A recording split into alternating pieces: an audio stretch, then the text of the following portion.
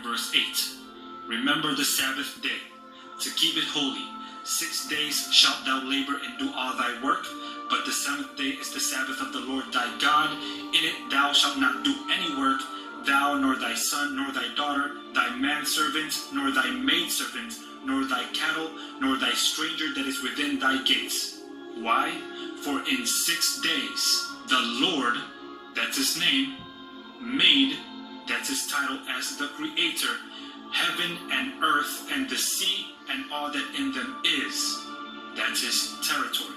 And he rested the 7th day, wherefore the Lord blessed the Sabbath day and hallowed it. You see, God did not have to make a 7th day, but he did so that in that day we can acknowledge who the Creator is. God made the 7th day for us to acknowledge the Lord our God was the God that created the world in 6 days, and that everything belongs to him. And so by keeping and observing the Sabbath, we acknowledge that we belong to God.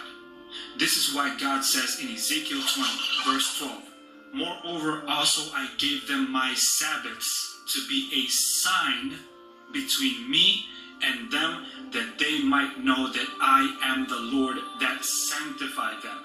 And in verse 20, Hallow my Sabbaths, and they shall be a sign between me and you, that ye may know that I am the Lord your God. By keeping the Sabbath, we are acknowledging the sign that we belong to the Lord our God. And no, it is not just for the Israelites or the Jews, because Jesus himself says that the Sabbath was made for man, not just the Jew.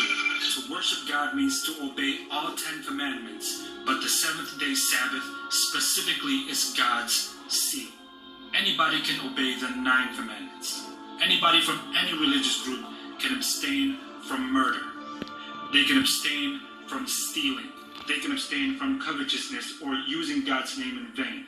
But when you keep the Sabbath, you are acknowledging who your God truly is. You are acknowledging which God is your God. So, if the 7th day Sabbath is God's seal, what then is the mark of the papacy's authority? Again, I am not here to make enemies or to shame anybody. I am only here to tell people the truth.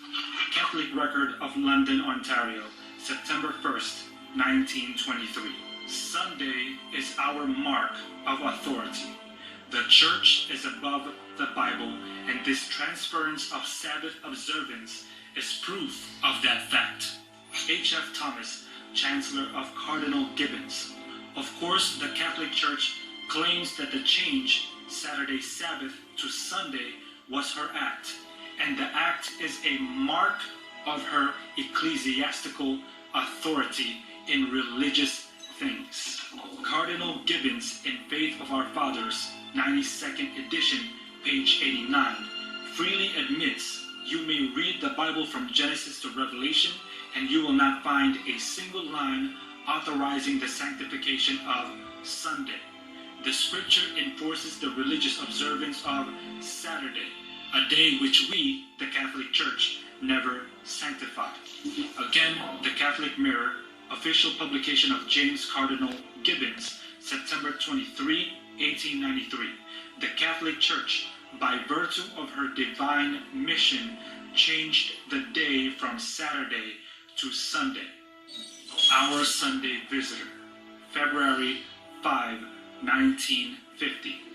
Protestants do not realize that by observing Sunday, they accept the authority of the spokesperson of the church, the Pope. What a shocking admission. The observance of Sunday sacredness in the Sabbath's stead, the Church of Rome claims is the mark of the authority of the papacy. Sunday sacredness was first introduced to Sabbath-keeping Christians by Emperor Constantine around the time he became the first ever pope, contrary to popular but false belief that Peter was the first ever pope. The first day of the week was the day pagans back in those times recognized to worship their sun gods. They called it the Day of the Sun or Sun Day. So by observing Sunday instead of God's Sabbath, we are then worshiping the Pope by obeying the commandments of the Pope instead of worshiping God by obeying the commandments of God.